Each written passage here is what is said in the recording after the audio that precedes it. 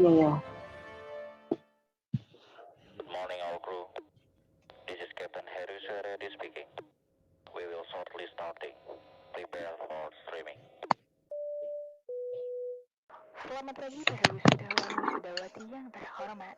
Selamat datang dalam acara wisuda virtual Politeknik Sahid ke-36. Wisuda virtual ini akan ditempuh dalam waktu 3 jam streaming di platform yang tersedia. Sesuai dengan demo virtual reality ini, kami sampaikan bahwa Anda akan merasakan pengalaman 360 derajat. Untuk itu, ikuti instruksi yang telah tersedia dan nikmati pertunjukannya. Kapten Wisuda Virtual Heru Suharyadi dan seluruh tim streaming yang bertugas mengucapkan selamat menikmati pengalaman 360 derajat bersama kami. Terima kasih telah menempuh pendidikan bersama Politeknik Sahid.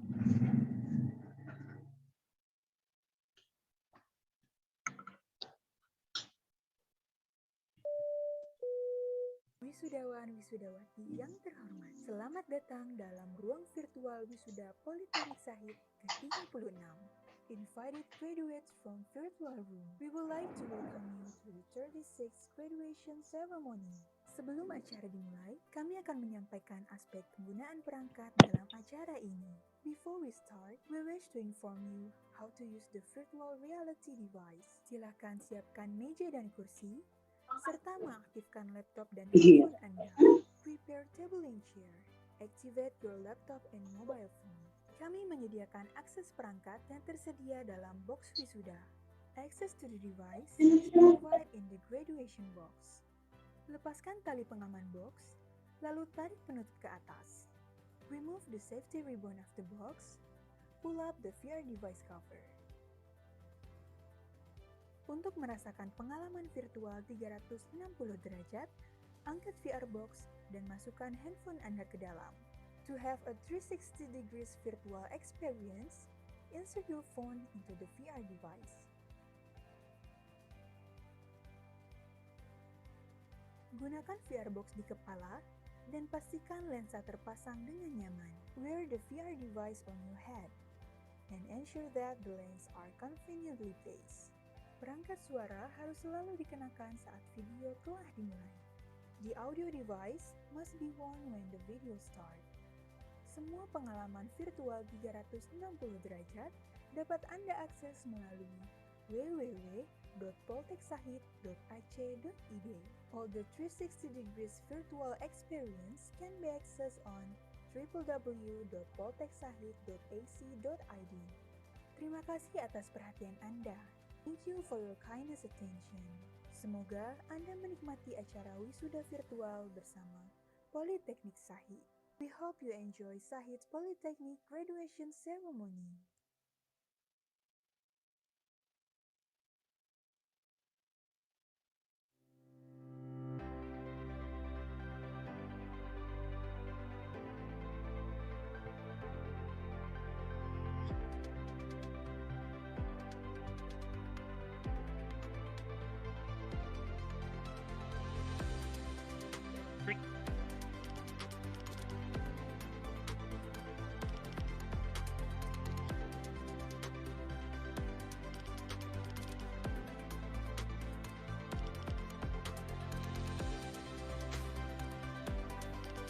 Selamat datang di Politeknik Sahid Jakarta, salah satu kampus pariwisata terbaik di Jakarta.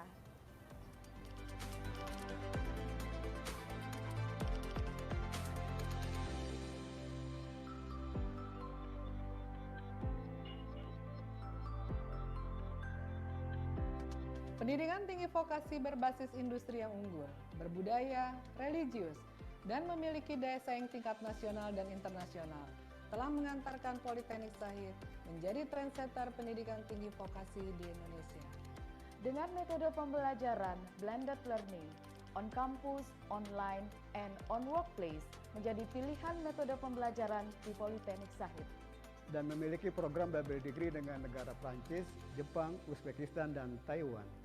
Serta memiliki program kerjasama dengan pemerintah Kota Payakumbuh, pemerintah Provinsi Sumatera Selatan, pemerintah Kabupaten Morotai, dan pemerintah Kabupaten Supiori.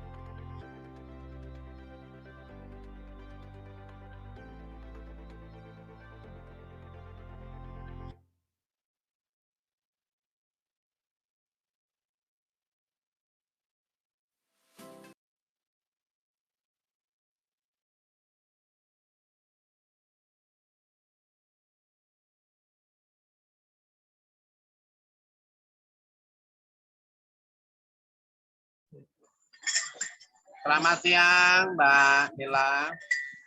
Selamat siang, Bapak. Salam kenal.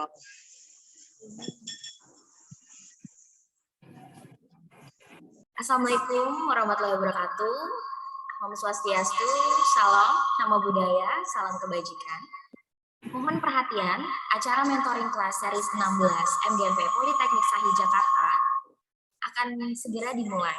Kepada para hadirin, kami himbau untuk mengatur Zoom Anda pada posisi mute saat acara berlangsung demi kelancaran acara. Hadirin para peserta yang kami hormati, saya Dela Fadila selaku Master of Ceremony pada acara kali ini. Selamat siang, selamat datang di ruang virtual dalam acara Mentoring Class Series 16 dengan tema Fundamental Storytelling for Everyone. Yang terhormat, Bapak Oslanto Hatoguan sebagai mentor, lalu jajaran Sivitas Politeknik Sahid Jakarta dan para peserta yang hadir pada acara kali ini. Hadirin yang terhormat, kami menghimbau untuk para peserta tetap berada pada Zoom meeting. Jika peserta memiliki pertanyaan, kami akan membuka sesi pertanyaan tanya jawab di sesi akhir. Lalu hadirin yang terhormat, untuk acara selanjutnya akan ada pemaparan materi yang akan dijelaskan oleh Bapak Oslan. Apa kabar Pak Oslan? Halo Mbak Dela, baik. Boleh saya nyalain ya? Silakan Pak. Baik, apa kabar semua di sana? Baik? Baik, di sini cuman memang cuacanya lagi hujan Pak. Bapak posisinya di mana ya? Saya posisinya di daerah yang sangat-sangat lagi kering sekarang, lagi terang benderang gitu. Saya kerja di Wolvenpeak Hotels di Maldives, Maladewa kalau bahasa Indonesianya, dan ya dengar dari teman-teman Jakarta lagi hujan dan sama area di Indonesia juga hujan. Ya semoga hujannya bawa berkah. Amin, amin ya Pak.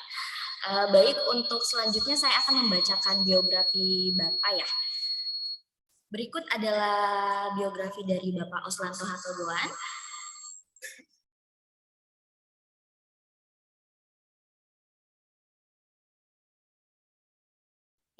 Untuk Oslanto Hatoguan, sosok di balik Learning and Development Manager di Movenpick Resort, Kuala Faru, Maldives. Dengan karakteristik kepribadian yang menawan, Oslanto Hatoguan mempunyai banyak pengalaman di bidang industri perhotelan selama bertahun-tahun di banyak company hotel, salah satunya Accor dan Marriott Group. Sebagai manajer dan juga berjasa dalam training banyak staff, beliau juga meraih posisi sebagai Learning and Development Manager Accor Academy Indonesia, MIC, Regional Loyalty Training Manager Southeast and Northeast Asian, the hardest in di Accor dan Accor Service Culture, dan banyak lainnya. Karena itu beliau juga disertifikasi oleh Janus sebagai Emotional Intelligence Practitioner.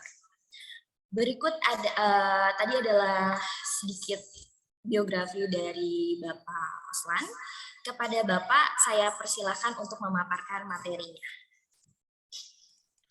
Terima kasih Mbak Dela. Wow, panjang banget tadi. Oke, terima kasih rekan-rekan di STP Sahid, Politeknik Sahid terutama ya. Nama saya Oslan, panggil aja Oslan, lebih gampang, lebih mudah. Ya, saya pernah di beberapa properti dan juga pernah beruntung bisa bekerja di salah satu grup terkemuka di dunia, di corporate office Accor. It is almost 7 something, hampir 8 tahun di sana. So sangat-sangat senang bisa bekerja di sana, dan juga sangat senang juga sekarang bisa sharing dengan rekan-rekan di Politeknik Sahid tentang modul yang saya mau bawakan adalah tentang storytelling. Ya, so bolehkah saya stop videonya dan mungkin langsung di-share PPT-nya? Teman-teman, kalau nanti ada yang mau bertanya, jangan ragu untuk kasih notification ke kita, ke moderator, supaya saya nanti bisa jawab langsung tentang storytelling. Saya mau bawain modul ini dengan sangat-sangat ringan, karena di luaran sana teman-teman sebenarnya banyak informasi tentang storytelling. Nah, sebelum saya mau share, saya mau informasi lebih dulu, kenapa sih kita sebagai calon individual di hospitality, calon pemimpin nantinya di bidang kita, kenapa kita mesti punya kemampuan atau keahlian sebagai storytelling. Seperti yang kita ketahui, storytelling itu adalah satu skill, ya, bahasa Indonesianya adalah kemampuan, keahlian untuk sebenarnya gunanya adalah untuk memotivasi, untuk menginspirasi, dan bahkan untuk sebagai koreksi ketika kita bersama tim melakukan sesuatu pekerjaan atau job task, kita bilangnya. Nah, storytelling ini sebenarnya sudah dari zaman dulu, dan teman-teman pastinya pernah lihat berbagai macam contoh storytelling. Mungkin kita nggak ngehaja. Salah satunya adalah kayak bukti-bukti tertulis yang yang berada di candi-candi, tempat-tempat historikal Indonesia, dan juga banyak juga bukti-bukti dari storytelling, di gua atau di tempat-tempat yang dulu banyak manusia purbakala, mereka menempatkan itu storytellingnya di sana. Jadi banyak banget fungsi dari storytelling, dan teman-teman di luar dari sesi yang saya share, mungkin teman-teman juga bisa nanti cari di berbagai macam narasumber, baik itu online atau offline. Tetapi di sini saya mau share ke rekan-rekan Politeknik Sahid untuk mulai mempelajari bagaimana melakukan storytelling yang baik, dan itu akan sangat berguna bagi Anda ketika Anda menapak karir selanjutnya, dan ketika Anda ingin memotivasi, mempengaruhi, ya, influence kalau bahasa Inggrisnya, performance dari seseorang, dan juga menginspirasi orang lain. Karena kita sebagai leader, salah satu fungsi kita menginspirasi, memotivasi, dan mengkoreksi tim member kita. Mbak Della, boleh minta tolong slide-nya? Sudah?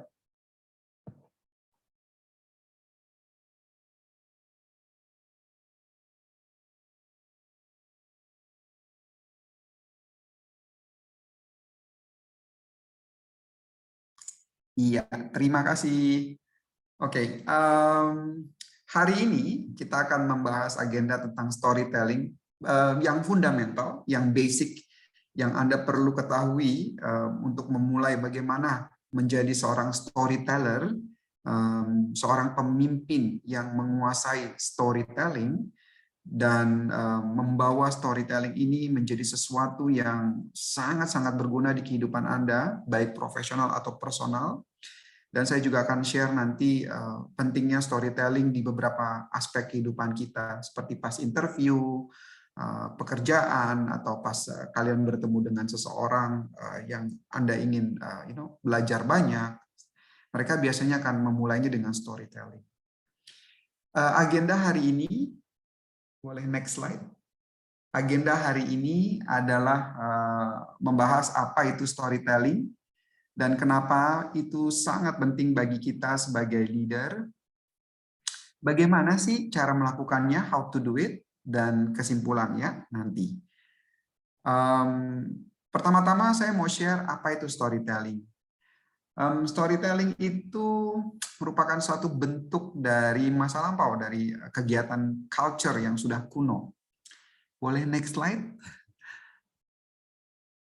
Ya, storytelling. Next slide again. Ya. So, ini saya ambil dari Google, dan ini menurut saya sangat-sangat mengena, karena storytelling itu sudah dari zaman dulu digunakan untuk penyampaian pesan, untuk menginspirasi, untuk mempelajari, untuk mengkoreksi dari masa lalu, baik itu suatu hal yang positif ataupun yang negatif. Dan itu adalah salah satu cara berekspresi dari manusia yang sangat berharga, dan storytelling juga merupakan suatu bentuk kuno dari pengajaran. Dan banyak orang-orang yang sekarang menggunakan bentuk storytelling menjadi storyteller di berbagai media atau di berbagai bidang, baik itu tatap muka maupun online.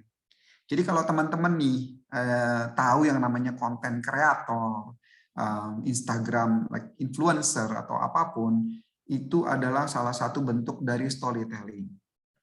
Nah, tetapi teman-teman di Politeknik Sahid, saya akan berusaha tidak menuju ke sana. Saya akan berusaha menuju ke pentingnya ini untuk leadership character, karena seorang storyteller harus juga seorang leader harus juga seorang storyteller. Ya. Next slide. Ini juga salah satu salah satu quotes yang saya suka, saya temukan juga di Google. Plato merupakan salah satu storyteller yang sangat terkenal di dunia dengan quotes-quotesnya, dan salah satu quotes-nya yang mengenai story adalah ini. Mereka yang mampu memberitahu atau mengajar tentang cerita, mereka akan menguasai sesuatu hal. Ya. Nah, mari kita masuk ke dalam inti dari storytelling. Boleh slides-nya next? Ya, yang kedua, kenapa storytelling adalah important, terutama kita sebagai calon leader atau baik kita yang sudah jadi leader. Menurut Leaders Guide to Radical Management at the Workplace for the 21st Century, ya, Reinventing the Workplace, fungsi kenapa storytelling itu important adalah salah satunya, number one adalah key of leadership technique.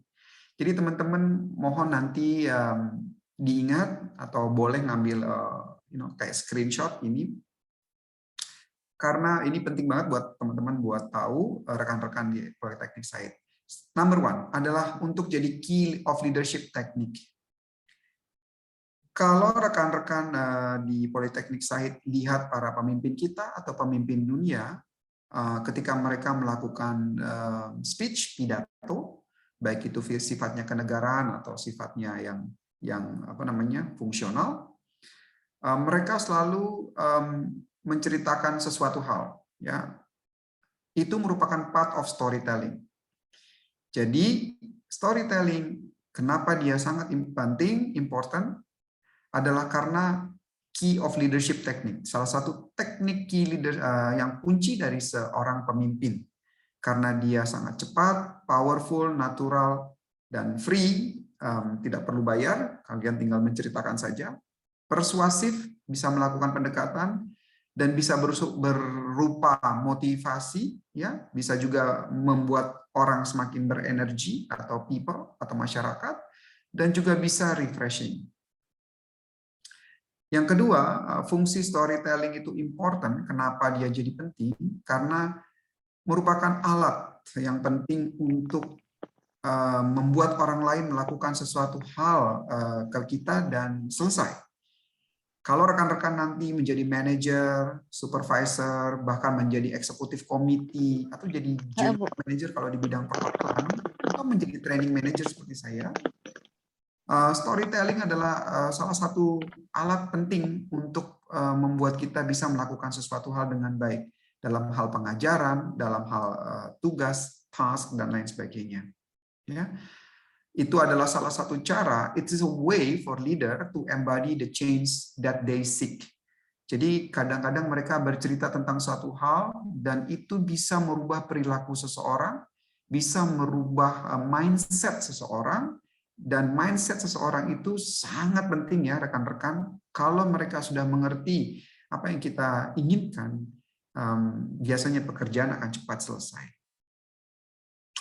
Yang ketiga, fungsi dari storytelling itu kenapa important adalah Biasanya nih kita sebagai seorang leader, kalau teman-teman rekan-rekan bermimpi menjadi front office manager, menjadi director of sales and marketing, atau bahkan menjadi salah satu pengusaha entrepreneur, startup, biasanya kalian akan diminta oleh para investor, para owner untuk ngasih tahu, memberitahu mereka kira-kira bisnisnya berapa, apa return of investment, apa yang mereka bisa dapat balik.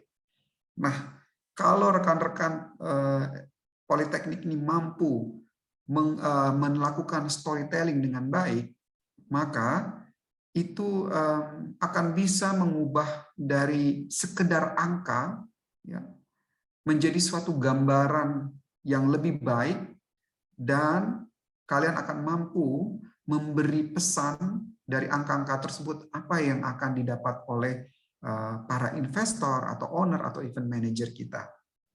Ya, bisa dibayangkan kalau kita ngelihat angka-angka saja, oh ternyata angka-angka itu kan agak-agak gimana ya ngelihatnya, wah di bawah koma 00, things like that.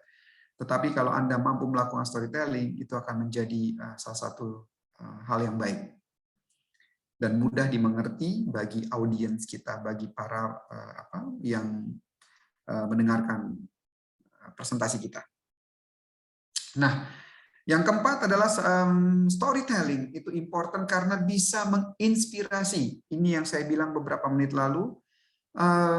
Dengan melakukan storytelling, orang akan bisa membayangkan, bisa terinspirasi dari cerita tersebut, sehingga dia bisa melakukan hal yang mungkin belum pernah dia lakukan sebelumnya. Ya, karena storytelling, nanti saya akan beritahu, itu adalah gambaran dari apa yang kita pernah kerjakan juga, atau yang pernah kita tahu, tetapi kita belum pernah melakukannya. Ya. Dan terakhir, storytelling itu lebih dari sekedar cerita doang. Ya. More than just tell them. Lebih dari sekedar ngasih tahu kalau bahasa gaulnya sekarang bagi para milenial. Jadi storytelling itu bisa masuk ke hati, karena nanti saya akan info, saya akan share ke teman-teman bahwa storytelling itu akan membuat hati kita tergerak, pikiran kita tergerak. Sehingga ketika dua senses ini tergerak, teractions ya istilahnya, itu nggak akan gampang terlupakan. Ya, ini kenapa storytelling important. Jadi rekan-rekan, inilah fungsinya nanti kalau Anda menjadi leader atau kalian mau menjadi seorang entrepreneur, ya, this is salah satu hal yang penting, ya, storytelling. Boleh diminta tolong buat next. Nah, bagaimana sih melakukan storytelling secara fundamental, secara basic yang benar dan istilahnya terstruktur. Ya, di situ ada 7 cara. Ya, kalian bisa baca rekan-rekan. Yang number 1 adalah to make connection. Ya, nanti saya akan detail. Dan yang kedua adalah pastinya you need to know your audience. Siapa yang kita ajak ngomong, siapa yang kita ajak berbicara, siapa yang kita ajak untuk presentasi. Ya. Karena itu akan sangat related, akan sangat terhubung dengan apa yang kita akan mau ambil story-nya. Lanjut, using your sensory. Using your sensory maksudnya adalah kita ini diberikan panca indera. Ya, indera untuk mengecap, indera untuk melihat, mendengar, mencium, dan indera untuk meraba. Ya, so ini adalah senses kita. Gunakan itu nantinya. Keempat adalah being genuine. Jadi Anda seperti masuk dalam ceritanya, dan cerita ini bukan cerita yang fake, karena kalau fake akan sulit bagi Anda untuk menggabungkan dari satu story ke story yang lain, dari cerita yang satu dan cerita yang lain. Ya, jadi nantinya saya akan share, walaupun itu bukan story kita, tapi kita punya cara bagaimana itu supaya real. It's not a fake thing.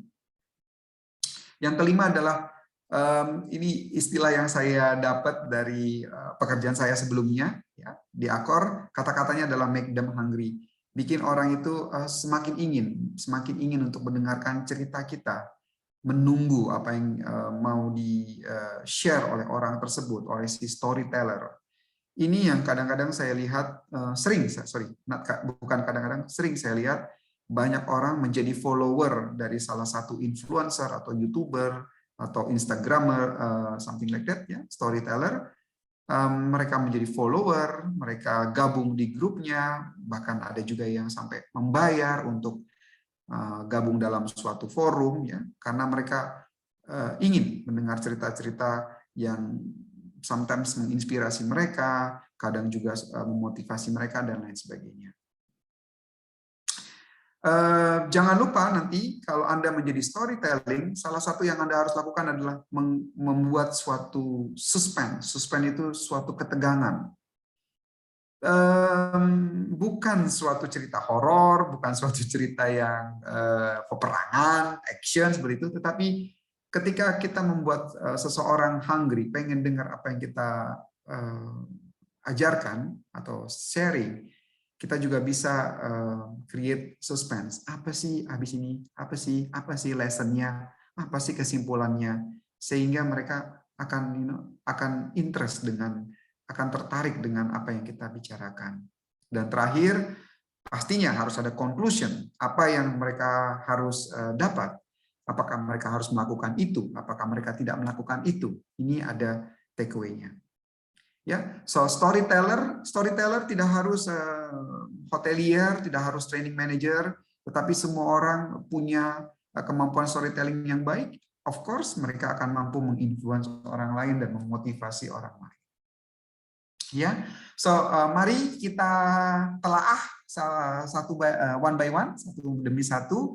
Yang pertama kita memulai dengan bagaimana caranya membuat koneksi, membuat hubungan dengan cerita kita. Ya, boleh diganti share, oke. Slide-nya, ya. Terima kasih. So connection, to make your story connect to the audience, ya, untuk para audience kita. Yang pertama adalah tell me. Tell me ini adalah salah satu cara dalam membuat cerita ini atau story yang Anda ingin share ke audiens kita dengan menggunakan konsep yang kita sebut dengan tell me. Tell me ini Anda sebagai seorang storyteller, Anda memberitahu apa yang Anda rasakan, apa yang Anda pikir, apa yang Anda telah lakukan, itu yang kita sebut tell me. Jadi audiens kita meminta kita, tolong beritahu saya apa. Nah, dalam memulai cerita biasanya kita akan mengatakan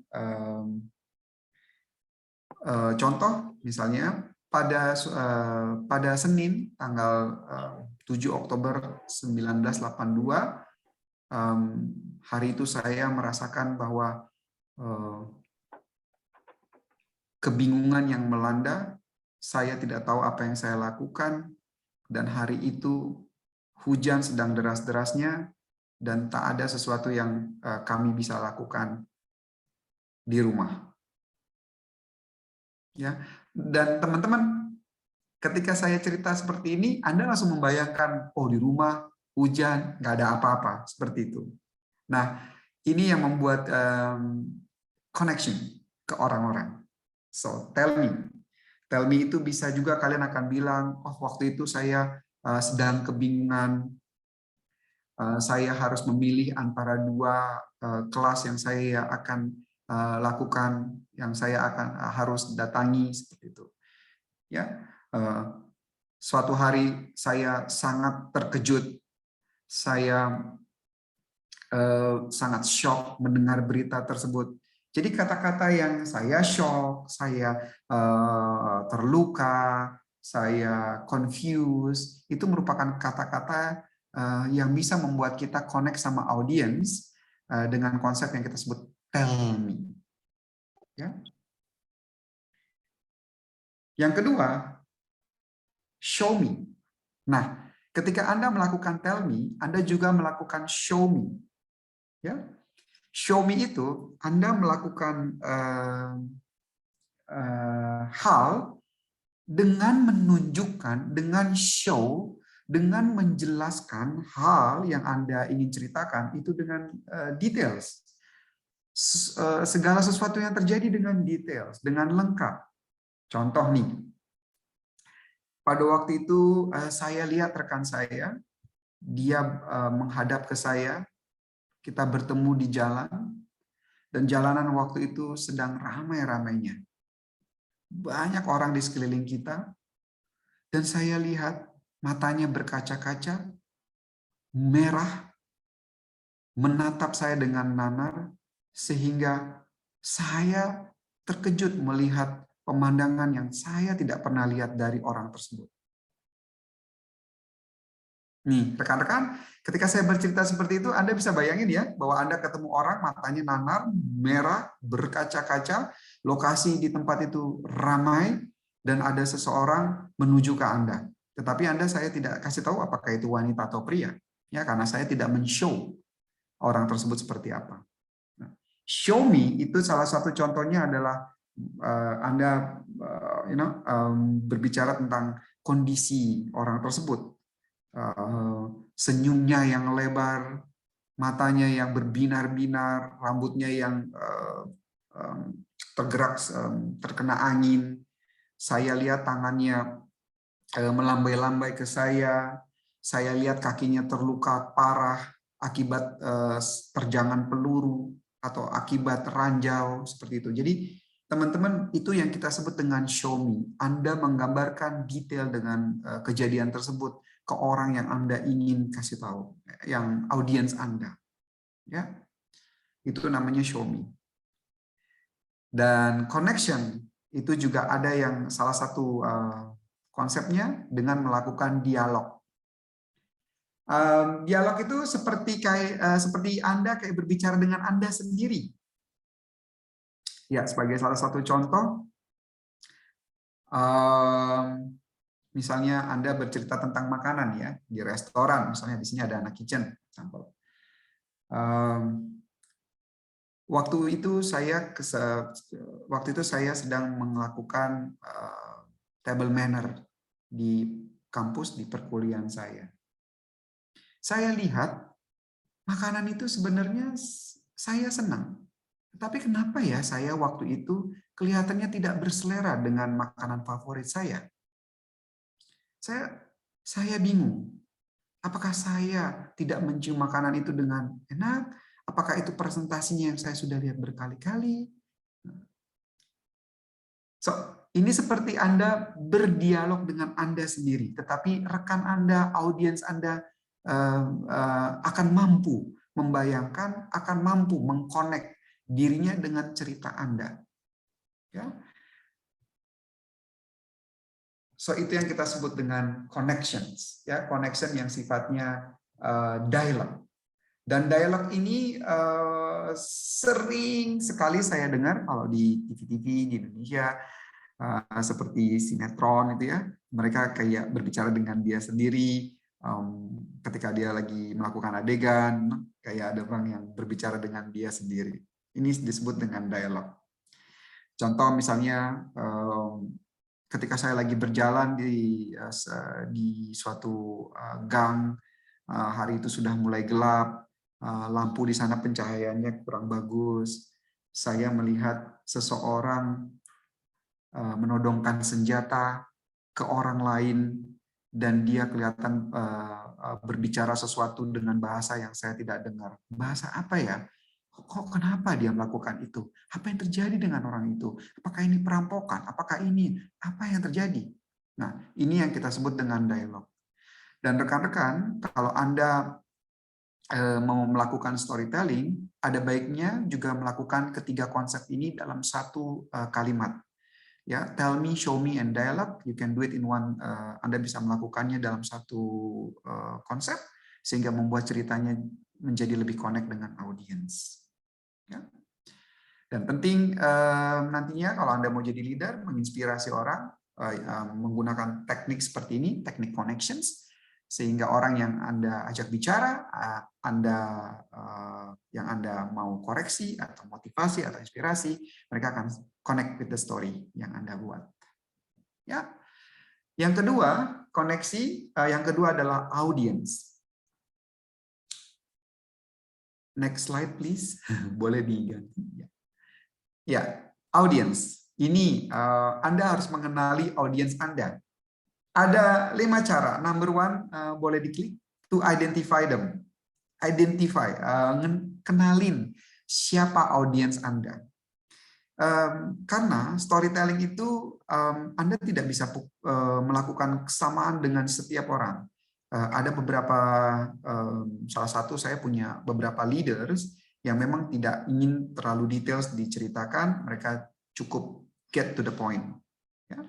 So identify them, kenali mereka. Siapa yang menjadi audience Anda? Apakah ini rekan Anda? Apakah ini lecturer Anda? Apakah ini orang tua Anda? Apakah ini someone yang Anda tahu levelnya lebih tinggi? Apakah dia orang yang menyukai omongan yang sifatnya basa-basi atau sifatnya chit-chat? Identify them. Ya. Tapi kalau Anda tidak mengenali mereka dalam hal yang details atau lebih lengkap, menurut saya it's okay. Selama Anda tahu audiensnya itu adalah in general siapa. Seperti contohnya saya audiensnya adalah Anda, rekan-rekan di Politeknik Shahid, dan saya identify bahwa di sini banyakkan yang adalah mahasiswa, makanya saya memberikan contoh-contoh yang tadi sifatnya in general, sifatnya yang umum, sehingga Anda bisa merasakan, Anda bisa membayangkan apa yang saya ucap, apa yang saya share ke teman-teman, ke rekan-rekan. Yang kedua, finding the hook. The hook ini adalah sesuatu yang istilahnya kalau mancing itu ininya, apa namanya, kailnya. Kailnya ini apa nih? Sesuatu yang membuat dia akan interest apa? Sesuatu apa nih yang menjadi, kalau bahasa orang asingnya, apakah yang menjadi catching-nya? Catch-nya apa nih? Apa yang perlu ditangkap nih? Nah, ketika Anda men-share atau menjadi seorang storyteller, terus audiensnya Anda tahu, ya, Anda akan finding sesuatu yang penting yang mungkin Anda mau share, dan itu menjadi poin yang akan membuat Anda ceritanya akan menjadi sangat mudah dimengerti, akan menjadi mudah termotivasi dan inspirasi. Ya, find the hook. Dan ketiga, bertanya, ask questions. Kadang kalau Anda, saya rekomen untuk menonton beberapa acara di YouTube. Beberapa acara di YouTube, mereka kadang-kadang suka bertanya. Contoh seperti ini. Kalau boleh saya link ke yang story sebelumnya ya. Saya bertemu dengan seseorang, matanya nanar dan berair, merah, mulutnya seperti berbicara sesuatu, tetapi saya tidak berhasil menangkap maksudnya apa. Dan situasi pada saat itu sangat crowded, sangat ramai, orang-orang berlalu lalang, tetapi saya melihat seorang ini menatap saya dengan penuh berkaca-kaca, mata yang berkaca-kaca. Rekan-rekan, pernah nggak Anda mendapati situasi seperti ini? Apa ya yang Anda rasakan? Pernah nggak? Nah, teman-teman, itu namanya ask questions. Anda stop the story, memberikan pause, stop sejenak, dan bertanya ke audience, bertanya ke orang yang Anda ajak bercerita, tanyakan. Kadang pertanyaan ini sifatnya hanya retorika, hanya kayak pausing. Sometimes mereka akan mengangguk-angguk kalau Anda audiensnya banyak. Sometimes Anda juga tidak akan mendapatkan jawaban, tapi it's okay. Ini akan melink dengan story Anda. Ya, setidaknya orang yang tadinya lagi mendengarkan Anda cerita, mereka akan mulai berusaha menjawab pertanyaan, walaupun pertanyaannya tersebut bukan sifatnya pertanyaan yang harus dijawab, tetapi ini akan membuat mereka juga terhenti dan berpikir. Ketika mereka berpikir, Anda sudah berhasil memasukkan istilahnya skill Anda, membuat mereka pay attention, membuat mereka berpikir tentang story Anda. Yang keempat adalah locked and link. Ya, story itu banyak rekan-rekan tahu nggak? Kalau ada orang pidato atau ada orang yang bercerita, ya mungkin teman kita, mungkin Anda lihat juga di TV, ya. Ketika mereka berbicara terus tanpa henti. Tidak ada pause, ya, tidak ada ask question. Nah, lock and link itu seperti kalian dalam bercerita, dalam storytelling, ketika Anda menjadi leader nanti, ketika Anda menceritakan pengalaman Anda misalnya, perkuliahan Anda, dulu waktu saya menjadi front desk agent seperti Anda, wah suasana waktu itu sangat berbeda dengan zaman sekarang. Misalnya ya, kita lagi cerita. Pada waktu itu banyak hal yang kejadian. Ketika saya jadi reception, waktu itu situasi politik negara ini masih kurang baik, tamu juga dari luar negeri belum banyak, sehingga menyebabkan kita harus melakukan multitasking untuk make sure, untuk memperhatikan bahwa untuk membuat tamu kita nyaman di tempat kita bekerja, karena waktu itu jumlah pegawai dengan kamar, dengan tamu belum memadai. Ya, jadi waktu itu belum memadai dan situasinya lagi genting. Nah, itu yang kita sebut dengan locking. Jadi Anda melock cerita yang sebelumnya. Dan link maksudnya adalah Anda menghubungkan cerita yang satu dengan cerita selanjutnya. Contoh seperti ini.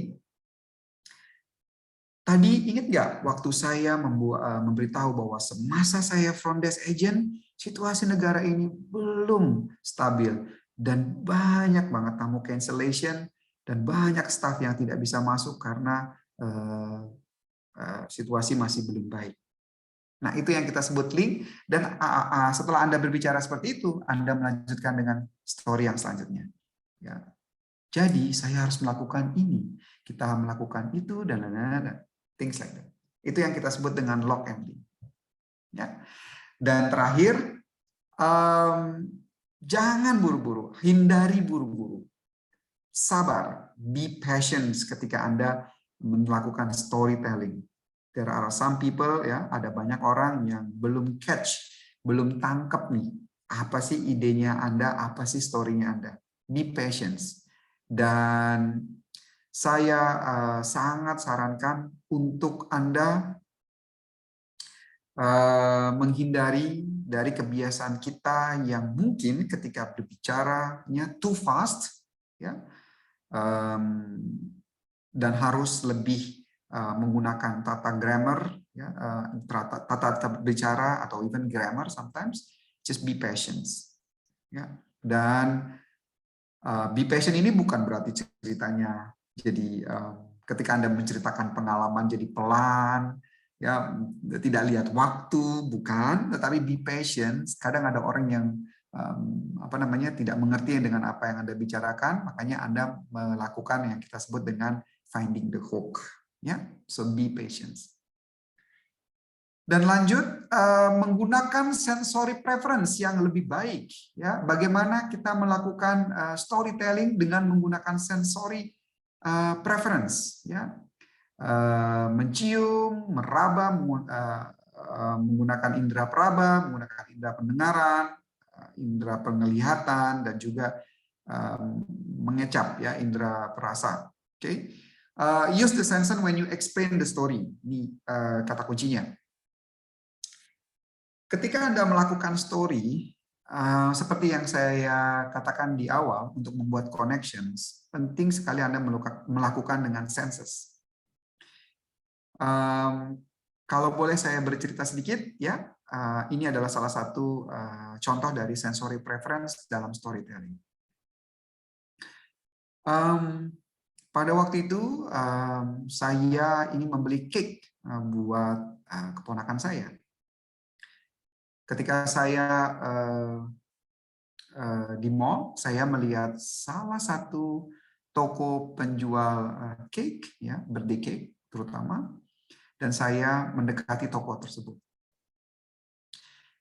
Ketika saya mendekati toko tersebut, saya melihat banyak sekali makanan, ya, baik itu cake, pastry, ya, roti-roti, dan saya melihat tampilan mereka sangat baik, sangat nice.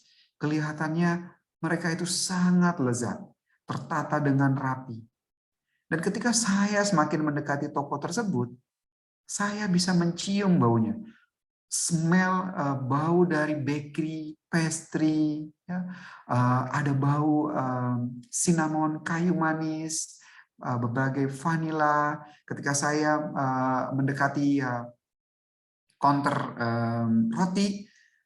roti yang baru dipanggang tercium oleh saya dan membuat saya semakin ingin membeli sesuatu, ya, di luar dari cake yang saya ingin beli.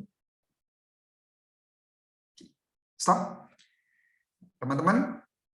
Ini ketika Anda mendengarkan cerita saya, Anda bisa bayangin, ya, Anda lagi mau masuk ke suatu cake shop, dan Anda bisa bayangin bau dari pastry, bau dari roti yang baru dipanggang, ya, bau, mungkin Anda juga bisa bilang bau kopi ketika masuk ke toko kopi tersebut, atau ketika Anda menceritakan tentang pengalaman Anda melakukan table manner, saya lihat peralatannya begitu menyilaukan, semuanya kelihatan bersih, bahkan napkinnya memiliki bau yang smell fresh, habis di laundry, kesan bersih, kesan nyaman, tempat duduknya enak. Nah, ini yang kita sebut dengan menggunakan senses ketika Anda menceritakan tentang story Anda. Saya harap nanti Anda bisa praktis dalam melakukan cerita dan boleh memakai ini. Apakah kita perlu melakukan semuanya? Tidak harus, ya. Tergantung dari cerita apa yang Anda ingin melakukan. Tapi kalau Anda mampu melakukan dengan semua senses, itu akan membuat seseorang mampu merasakan lebih detail. Ya. Next, be genuine. Ya. Be genuine. Boleh lanjut next. Oke. Ketika Anda melakukan storytelling, ya, saya sangat sarankan untuk melakukannya dengan sesuai fakta. Be genuine. This is how you feel. This is how you want. This is what sesuatu yang Anda pikir itu perlu. Bukan sesuatu yang fake, yang Anda ceritakan tidak benar, karena at the end of the day orang akan mampu merasakan body language Anda, akan mampu melihat body language Anda itu tidak sesuai dengan ceritanya. Nah, bagaimana sih caranya untuk membuat cerita itu lebih genuine dan mampu seakan-akan mampu menggambarkan bahwa itu ceritanya dari Anda sendiri? Number one adalah fokus. Fokus untuk ceritanya, jangan terlalu melebar kemana-mana. Karena banyak orang cerita, dia akan melebar kemana-mana. Dia akan membuat satu cabang cerita yang lain. Sometimes perlu, yes, of course. Untuk menceritakan, kalau Anda baca novel, akan ada cerita lain yang ujung-ujungnya nanti menyatu, dan itu akan sangat terhubung, link dengan major story. Mungkin kalau rekan-rekan pernah nonton di movie theater, ya, di bioskop, itu cerita tentang dari salah satu franchise film, di mana di sana banyak banget superhero yang ceritanya pada awalnya terpisah-pisah, tetapi pada akhirnya akan jadi satu di suatu cerita yang utama. Ya, itu bisa, tetapi fokusnya adalah di cerita utama. Hanya saja mereka cara membawakannya jauh lebih modern, storytellingnya jauh lebih bagus, tetapi fokusnya adalah sama. Dan kedua adalah make it personal. Nah, make it personal connection ini yang kadang kita sulit dalam melakukan, karena itu mungkin ceritanya kita dapat dari orang lain. Ya, kita dapatnya dari salah satu rekan kita mungkin. Dan kita sangat terinspirasi oleh cerita tersebut. Dan ketika Anda menjadi leader someday, Anda menjadi salah satu pemimpin, Anda ingin memotivasi karyawan, Anda ingin menginspirasi karyawan Anda mau menginspirasi tim Anda mau menginspirasi rekan-rekan Anda yang lain, terutama, itu agak sulit karena ceritanya bukan dari Anda. Ya. Nah, bagaimana cara membuatnya menjadi personal connections?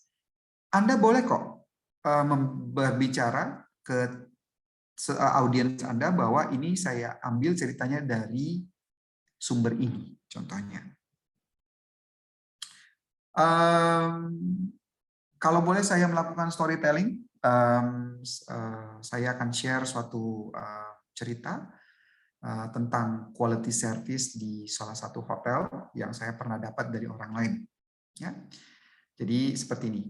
Oke, teman-teman, selamat siang. Nama saya Oslan, saya training manager. Saya mau sharing tentang salah satu service culture yang ada di grup kita.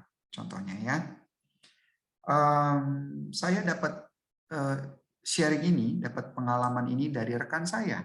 Kebetulan dia adalah mantan leader saya, mantan bos saya di perusahaan ini, dan dia menceritakan cerita ini pada suatu conference. Cerita ini sangat menginspirasi saya, dan saya sudah minta izin untuk mengatakannya di depan audiens tentang cerita beliau, dan beliau bilang, "It's okay. You can share it, dan it's a good story." Oke, so saya ceritakan seperti ini ke rekan-rekan. Pada suatu hari, rekan saya, ya, namanya ibu ini, ya, ibu ini adalah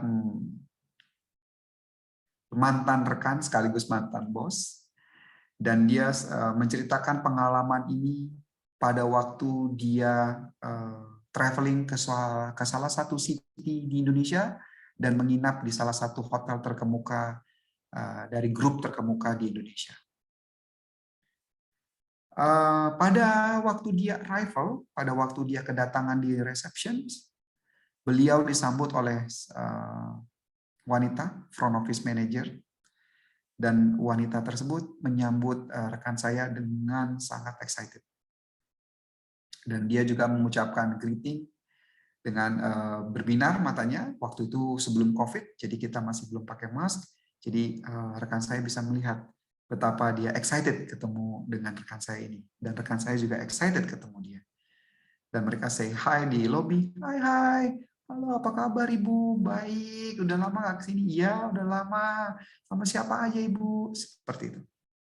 Ya, story-nya stop. Nah, balik lagi rekan-rekan, Politeknik Sahid, itu adalah salah satu cara bagaimana kita membuat itu sebagai personal connection, walaupun ceritanya bukan dari Anda. Ya. Dan yang ketiga adalah easy to understand. Of course, kalau lagi cerita, hindari pemakaian kata-kata yang sifatnya complicated, yang sifat-sifatnya lebih terlalu mutakhir dan tidak banyak orang yang tahu. Jadi be genuine aja rekan-rekan. Try to find a simple word. Try to find a simple meaning, ya, coba temukan hal-hal kata-kata yang sangat simpel dan membuat itu menjadi personal connection di kita sehingga orang lain yang mendengarkan story kita jauh lebih gampang mengerti. Tetapi pertanyaan adalah bagaimana kalau saya menceritakan dan kalimat itu agak sulit karena bahasanya modern banget misalnya. Nggak apa-apa, it's okay.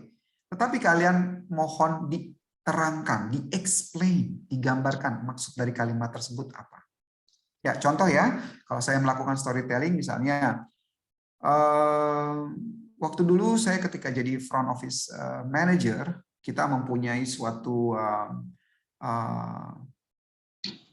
sesuatu hal yang memang setiap tahun harus dilakukan, dan pekerjaan ini merupakan salah satu pekerjaan yang menjadi our KPI. KPI. Nggak banyak orang yang tahu KPI. Jadi ketika saya bercerita tentang ini, saya akan bilang gini, oh ya, KPI itu adalah singkatan dari Key Performance Index. merupakan hal yang menjadi target objektif salah satu dari manajer, dan salah satunya adalah dalam bentuk KPI. Nah, orang akan ngerti, oh KPI itu adalah target atau objektif dalam bekerja. Oke. Sehingga ceritanya akan make sense. Ya, akan nyambung istilahnya.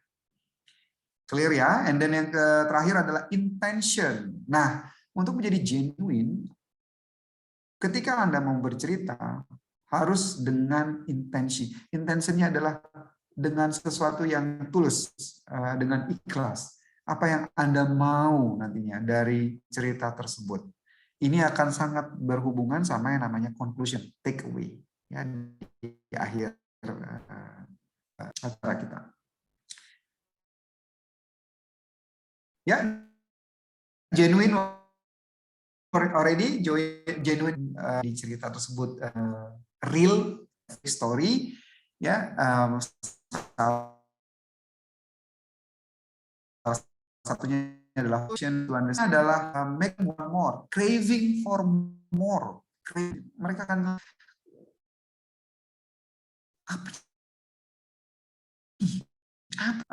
curiosity, ya.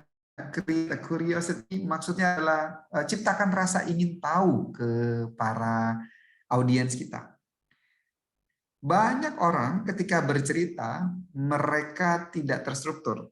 Terstruktur maksudnya apa ya? Terstruktur maksudnya gini teman-teman. Kalau mau cerita, biasakan dengan menggunakan konsep kalau habis A ya B, kalau habis B ya C, kalau habis C D, E dan seterusnya sampai ceritanya selesai. Ada banyak orang yang bercerita kayak puzzle, ya. Pertama dia cerita pada mulanya apa, A, B, dan tahu-tahu sudah di E, F, dan balik lagi ke C. Oh jadi seperti itu. Oh jadi saya ada lupa. Saya mau ceritakan sebenarnya awalnya seperti ini. Nah, itu akan membuat orang tidak curious lagi dengan tidak ingin tahu lagi apa yang ingin Anda bicarakan karena ceritanya story yang Anda lakukan tidak terstruktur, tidak dimulai dari suatu tempat dan berakhir di tempat yang Anda inginkan. Yang kedua adalah make story important. Nah, rekan-rekan, if you want to become a storyteller, mohon jangan selalu sering menggunakan kata-kata short long story. Salah satu contoh. Karena elemen dari suspense atau hal-hal yang ketegangan nanti jadi tidak ada, jadi tidak penting. Makanya story-nya jadi nggak penting. Ya. Nah, bagaimana membuat story itu jadi penting? Walaupun Anda ingin menceritakan sesuatu dengan singkat, padat, dan jelas, hindari kata-kata, nih ya, saya pendekin ya ceritanya, atau make the story short ya, in English ya, kalau bahasa Inggris seperti itu. So, kalaupun story-nya singkat, hindari penggunaan kata-kata tersebut. Ya, lebih baik Anda akan bilang dengan pada akhirnya apa yang terjadi dengan mereka, Anda tahu, misalnya, oh no, iya. Jadi pada akhirnya ketika mereka melakukan hal itu, tim saya sangat happy, mereka akhirnya belajar untuk meng-create sesuatu yang baru, mereka jadi tahu bahwa pentingnya guest survey, mereka jadi tahu pentingnya staff survey, sehingga para leader di tempat saya pada akhirnya mereka mengetahui bahwa ini adalah penting. Nah, Anda bisa aja ngomong, ya, kita melakukan apa aja, jadi long story short, mereka jadi ngerti. Ya, itu dua hal yang sangat berbeda, teman-teman ya. Jadi story-nya it's not look like important, it's not heard like important, it's not seen as important. Jadi, oh ya, oh gitu. Jadi biasanya orang-orang akan bilang seperti itu. Ya, so curiosity make a story important and do it by bit a bit. Bit a bit maksudnya adalah ketika Anda bercerita, ada nih beberapa orang yang mungkin culture atau beberapa orang mempunyai kebiasaan berbicara itu cepat tanpa titik koma. Tidak melakukan pause. Dan kadang mereka langsung cerita inti story-nya apa. It is good Kalau Anda tidak punya waktu atau Anda hanya ingin men-sharing only, that's it, tanpa berekspektasi apapun. Tetapi kalau Anda mau jadi a good storyteller, make it bit by bit. Ya, pelan-pelan, perlahan-lahan, tetapi bukan lambat ya. It's two different thing. Bukan lambat, tapi bit by bit. Anda tidak langsung go to the point what the story that you want to share. Ya, Anda tidak langsung. Jadi contohnya seperti ini. Ketika Anda bercerita ya, contohnya seperti ini.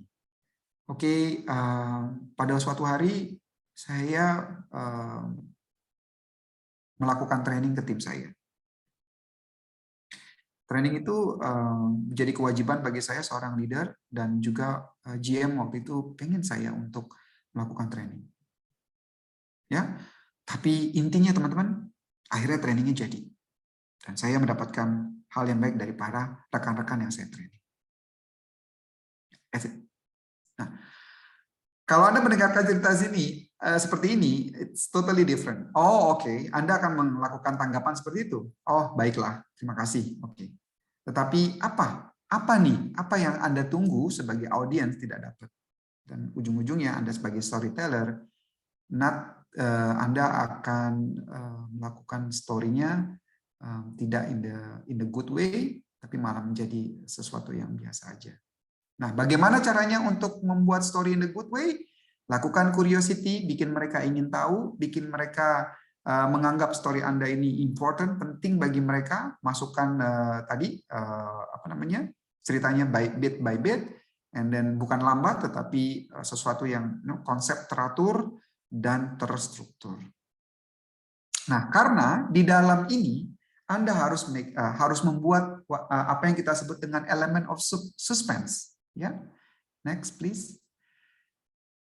Kenapa harus bit by bit? Kenapa harus Anda melakukan make it important? Kenapa harus melakukan dengan curiosity? Karena Anda ketika cerita harus membuat a suspense. Suspense ini tidak harus film kayak Batman and Robin, Joker, lagi perang atau something like that ya, ketegangan atau perang ini dan lain sebagainya. Tetapi it is always a good idea untuk create suspense in your story. Ya, ada plot. Ada alur cerita yang baik dan benar ya di sana. Of course, ketika Anda melakukan alur cerita, ada sesuatu yang Anda pikir itu cocok dan menegangkan ya, dan habis itu Anda melakukan klimaks. Jadi Anda akan wow, sebagai audiens, wow, what is this gitu ya. Apa ini? Wow, saya belajar banyak. Wah, ini mencerahkan saya, something like that. Ya, teman-teman, mungkin di element of the story, saya bisa bercerita sedikit tentang story saya, ya, supaya Anda bisa mempunyai element of suspense, ya. So, di salah satu training yang saya lakukan, saya bisa kasih contoh, saya menceritakan tentang bagaimana kita menjadi seseorang yang mempunyai service culture yang levelnya tinggi. Ya.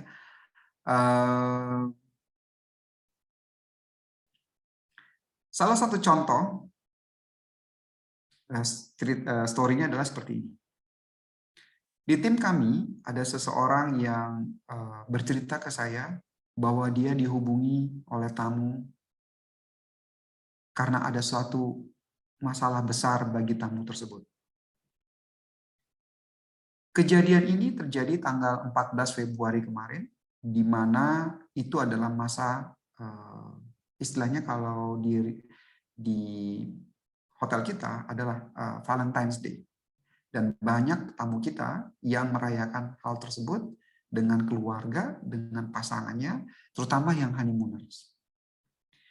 Ada salah satu reception kita, front office kita, itu bercerita ke saya bahwa dia memiliki satu guest yang punya satu masalah karena beliau tidak mempunyai hal yang bisa diberikan ke istrinya sebagai hadiah Valentine.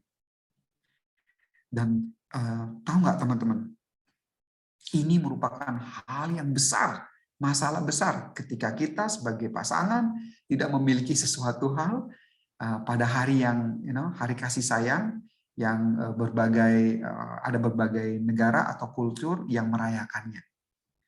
Jadi reception ini, front office ini cerita sama saya bahwa dia dihubungi dan dihubunginya itu pagi banget. Pagi-pagi jam 8 dia bercerita bahwa I'm so sorry to disturb you in the early morning. Dia WhatsApp front office. Tapi saya butuh sesuatu untuk saya kasih ke istri saya. Wah. Kalau Anda meminta sesuatu di hotel kami yang sekarang, hari itu juga, pada saat itu juga, itu sangat sulit teman-teman. Karena di resort kita untuk mendatangkan suatu barang butuh paling enggak 12 jam untuk sampai ke sini. Kalau mau 6 jam sampai, itu butuh biaya ratusan US dollar. Contoh, misalnya dia pengen sesuatu bunga, setangkai aja harganya sudah sekitar 10 dolar. Belum lagi biaya pengirimannya. Bisa 40-50 dolar sendiri hanya untuk pengiriman. Packagingnya dan lain sebagainya. Jadi kalau dia minta bunga, wow, very difficult. Itu sulit banget. Apalagi dia udah WhatsApp jam 8. Yang mana hari itu mungkin kalau ada bisa dikirim dan nyampe sore. Jadi apa yang terjadi? Akhirnya rekan saya ini, si front office ini menenangkan tamu. Baik, sir, I will do my best. I'll try to find you a way. Saya akan berusaha cari cara dan saya akan laporan ke Anda nanti siang. Dan saya akan tanya feedback Anda. Kalau Anda oke, kita akan lakukan hal ini. Baik, terima kasih, kata tamunya. Terus front office ini cerita ke saya. Do you know, apakah Anda tahu Pak Oslan? Yeah, but she said, Mr. ya. Mr. Oslan, do you know what I did? I said, no, I don't know. What did you did? You know what I did? I go to the island, saya cari di pulau, dan saya cari bunga-bungaan, dan saya bikin kertas biasa untuk jadi card, tapi saya tempel bunga-bungaan itu dengan lem, dan saya tulis kata-kata, saya ambil quotes-nya dari Google tentang Valentine, dan saya bikin di bawahnya tertanda dari husband-nya. Oh ya? Terus apa yang terjadi? Terus, di lain daripada itu, saya juga cari ke artis kita, painter kita, pelukis kita. Bisa nggak dia bikin lukisan tentang pulau kita dalam 2-3 jam? Yang simpel aja, tapi berbeda. And then, apa yang terjadi? Ya, saya compile semuanya ini, terus siang, setelah makan siang, saya teks suaminya. Kalau ini saya kasih, boleh nggak? Terus apa yang terjadi? Suaminya langsung telepon saya dan dia bilang, oh so great, beautiful, thank you so much. And then nggak lama saya kasih suaminya, terus dia bilang saya akan kasih ke istri saya jam 4, tepat pada tea time, ya, dengan room service datang dan saya akan kasih. Oh, terus apa yang terjadi? Tahu nggak? Jam 5 sore, istrinya WhatsApp saya, dan dia panggil nama saya panjang, dan dia bilang, so thank you for the Valentine gift surprise yang diberikan suami dia yang terinspirasi dari apa yang saya lakukan. Oh, wow, good job. Ceritanya selesai. Nah, teman-teman, kalau Anda dengan cerita seperti itu, gimana perasaan Anda? Anda juga terbawa dalam suasana, right? Ya, ketika saya bertanya terus gimana? Itu yang saya lakukan adalah tadi creating the curiosity, and then dia ceritanya bit by bit, sehingga saya juga terikut craving for the story.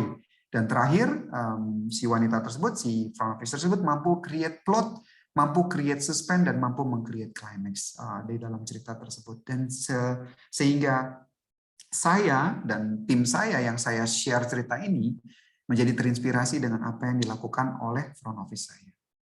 Ya, teman-teman clear ya sampai sini? Good. And then the last one, terakhir, takeaway. Ya, takeaway Takeaway-nya juga sama pentingnya dengan story. Jadi ketika Anda di akhir story, Anda bisa mengingatkan ke tim, so gimana menurut Anda, apa yang Anda dengar dari cerita tersebut? Terinspirasi ya, is it good? Ya, good. Jadi kira-kira teman-teman sebagai front office, someday bisa menciptakan suatu kejutan yang istimewa buat tamu, bisa, oke? Tidak harus sesuai dengan apa yang dilakukan oleh front office yang ini, tetapi mungkin kita bisa terinspirasi untuk melakukan yang lebih. Bagaimana teman-teman? Ya, bagus, good, oke? Ya, terima kasih atas sharing motivasi sessionnya. Have a good day, selamat siang, seperti itu. Ya, dan nggak perlu buru-buru. Let them absorb the story. Biarkan mereka ketika ceritanya tadi, contoh nih, kayak saya selesai cerita tentang front office, saya diam dulu. Saya lihat muka mereka mengangguk-angguk. Means mereka sedang menikmati cerita dan membuat cerita itu terpatri di ingatan mereka. Habis itu saya kasih conclusion-nya. Ya, dan terakhir, kalau ada yang berbicara tentang, oh jadi maksudnya begini ya Pak? Oh no, agak berbeda. Maksudnya seperti ini. Oh gitu, baik, oke. Dan ya saya ngerti Pak. Oke. Itu namanya redirect them if it is different. Ya, jadi teman-teman, take away juga sama pentingnya dengan story-nya itu sendiri. Ya, sampai di sini ada pertanyaan kah?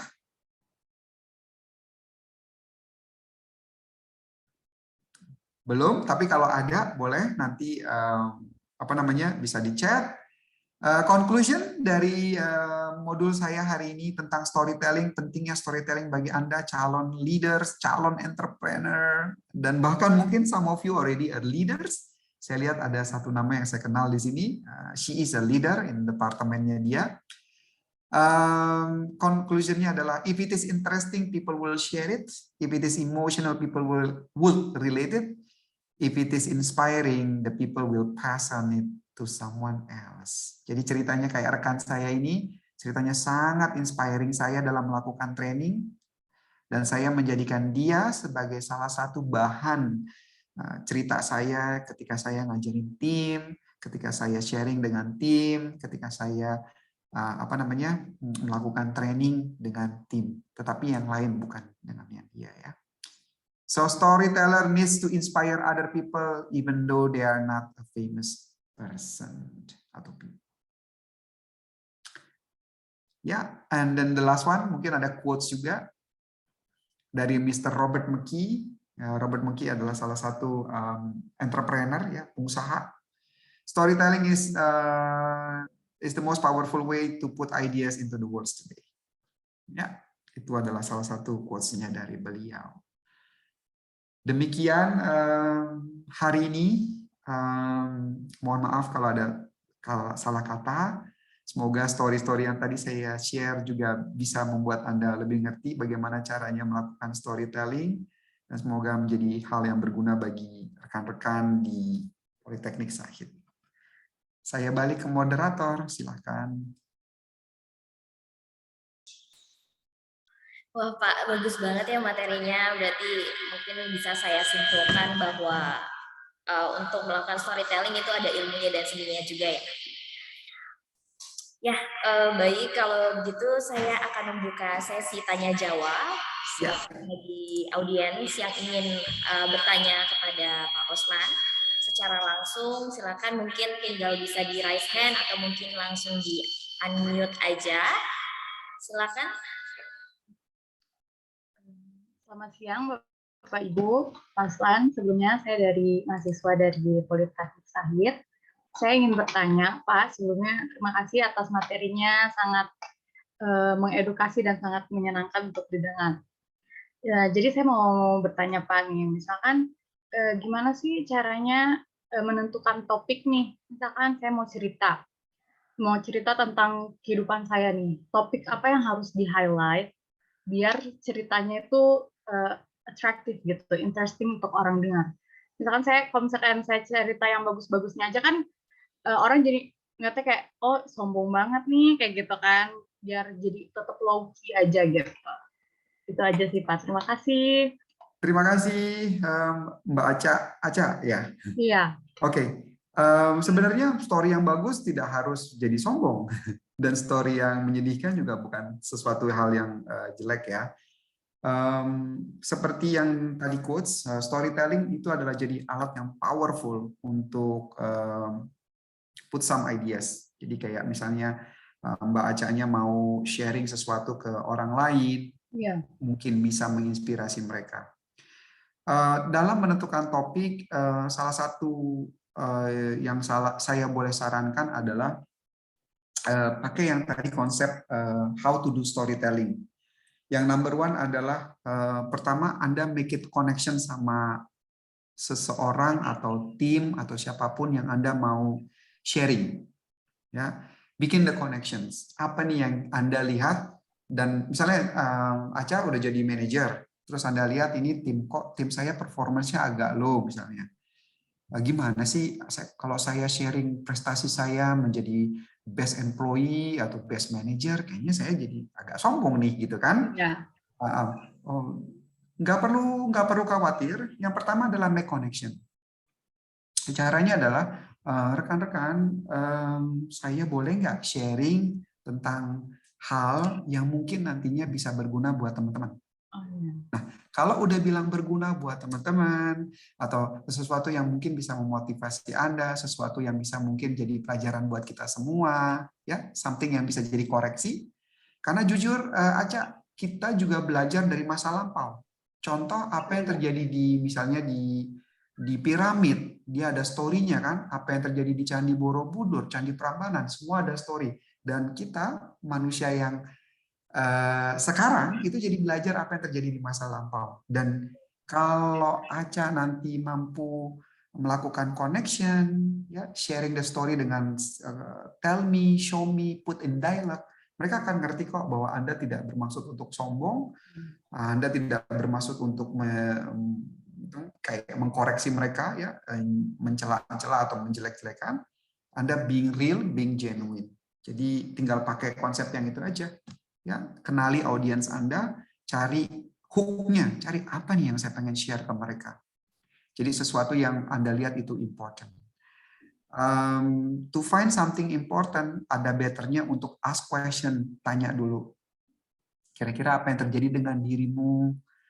Kamu saya lihat performance-nya hari ini kayaknya kurang bagus. Apa yang terjadi sih, Oslan, misalnya Pak Oslan? Kan Pak Oslan tim saya nih, misalnya Aca bilang gitu. Saya mau Anda sharing ke saya kalau misalnya boleh. Apakah itu related dengan personal atau pekerjaan? Of course, kalau itu melupakan pekerjaan, saya akan share ke Anda dan sebagai manajer saya mungkin. Dan Aca tinggal, oh gitu, oke. Cari hook-nya. Ya, Anda cari hook-nya. After that, Anda bikin sensory preference, Anda cerita dengan tell me, show me, put in dialogue, create a suspense mungkin ya.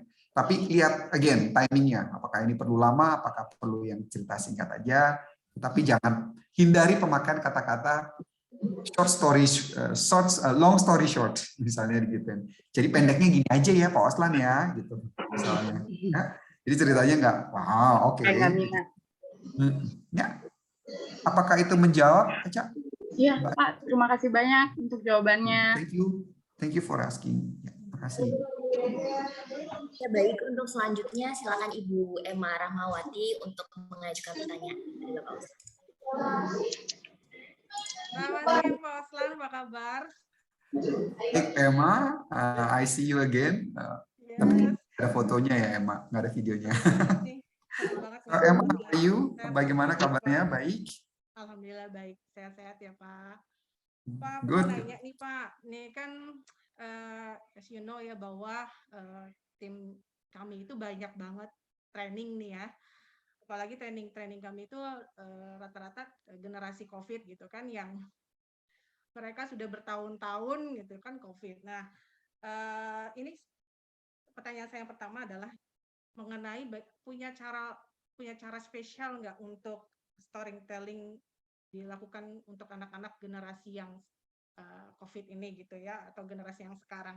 Karena coba dari pengalaman saya gitu dengan orang itu gitu ya, tapi masih terus sesuatunya tuh masih ya dengernya semangat, ternyata besoknya balik lagi. Apakah kita harus telling story terus sama generasi yang sekarang?